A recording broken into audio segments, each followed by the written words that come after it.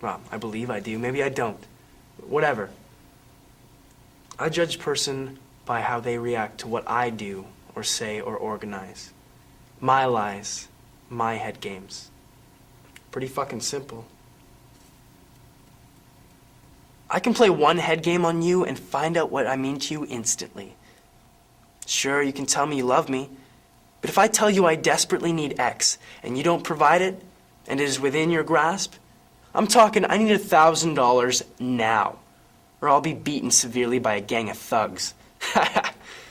If you have $1,001 in the bank, and you have no immediate requirement for it, you better give it to me. If you love me.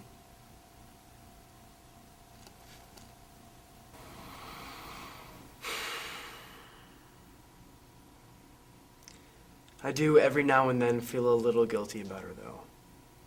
That girl fucking loved me, and I played her big time. Did you ever apologize? Fuck no, why would I? Well, you said you felt guilty every now and then. Head games don't end when the relationship ends. Head games can only end with a proper conclusion, like death. It all comes down to power, control. I don't quite follow. Let me give you example number 1. It's 555-9216. You think I bothered to call that same night? Fuck no. I played the controlling game. Another mind game. I made her wait for my call. She lost her stake as a controlling party the minute she gave me her number but didn't take mine. I called her, of course. Did you see how hot she was? But not for a day. Same thing applies to the end and duration of a relationship. It's all a game. Someone has the upper hand, someone doesn't. Every relationship has this. Every single fucking one. One person likes or feels more for the other than the other person does. Makes perfect sense.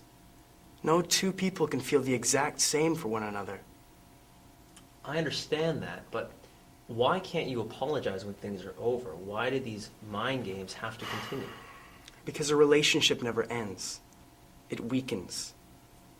If I don't see someone for years, a girlfriend or a friend, if I see them walking across the street, a bond still exists, whether I like it or not. And the same stakes apply.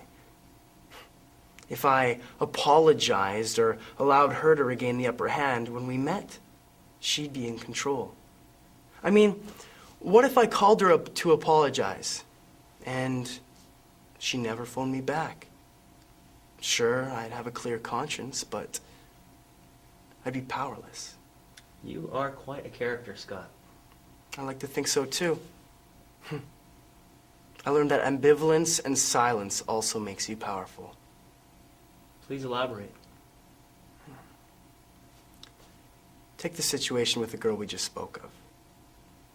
We broke up, and I'm remorseful.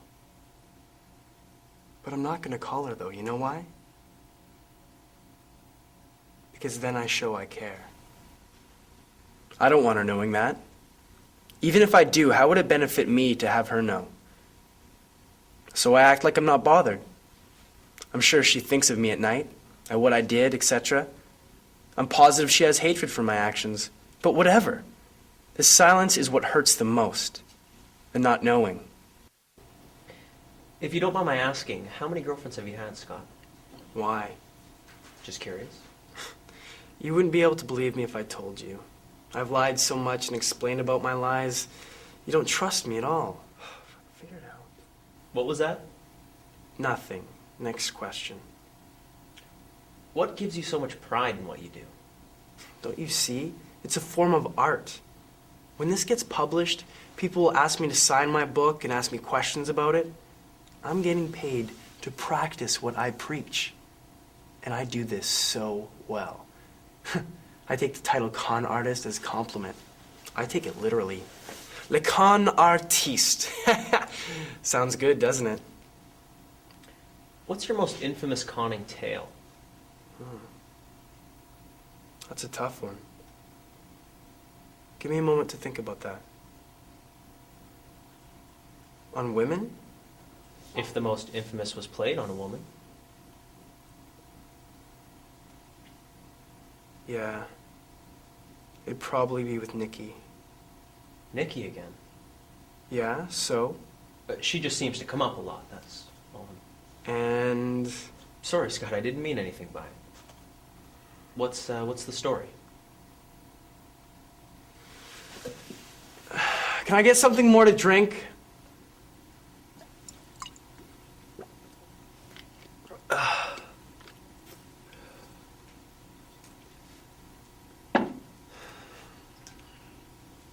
My most infamous conning tale, I don't recall exactly right now. But I can tell you one I feel most guilty about. And that would be? It would probably be when I managed to convince Nikki that we were going to get married.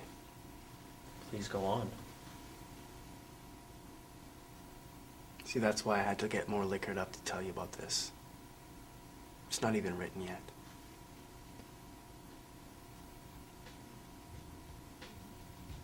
See, Nikki and I were close. Really fucking close.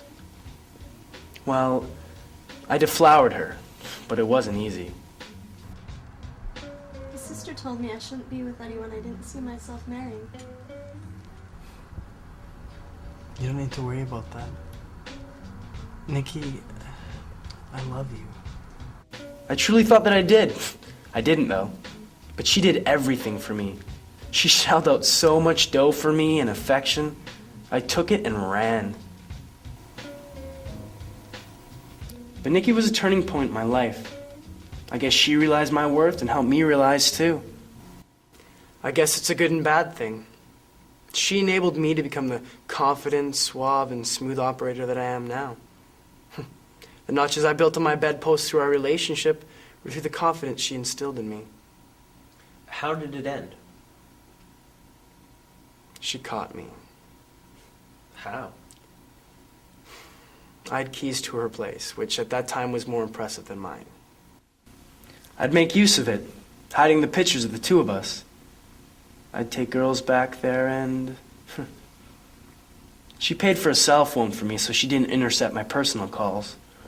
All in all, it worked out pretty well. How can you justify that? I didn't say I could. I'm just confessing to you what I did. It benefited me in the long run. I'm free now. Free to have as much sex and money as I want. No woman is safe. All right, Scott. Listen, that's all we have for this installment. I believe we'll see you next month. Thanks a lot for coming in, and I hope the book continues to come along well. Sometimes I envy you. As you should. No woman is safe. So how'd you meet? What's her name anyway? Tara? I just saw her in the park and took my chance. Added some bullshit about seeing her around and claiming that this was the time. That one again, huh? It works, why not? So she's the candidate. Why? She's as good as any. I mean, I've already started taking notes. How'd you get this deal anyway? I met this guy at a show recently and we started talking about mind games and shit. He thought that my words had some wisdom and asked if I'd be interested. This deal is fucking sweet, I tell you. I wish I had your charisma. I know you do. I don't think that things are going too well with me and Allison. Well, I suggest you purchase a copy of my forthcoming book and memorize it. You suggest I purchase a copy of your book? Yeah? Nothing's free these days. You owe me. Fuck, Scott, I just paid for your copy. I told you, I'll pay you back with interest. Yeah. Fuck, man, don't worry about it. Just wait till I get paid, alright? Fuck. It'll be about time.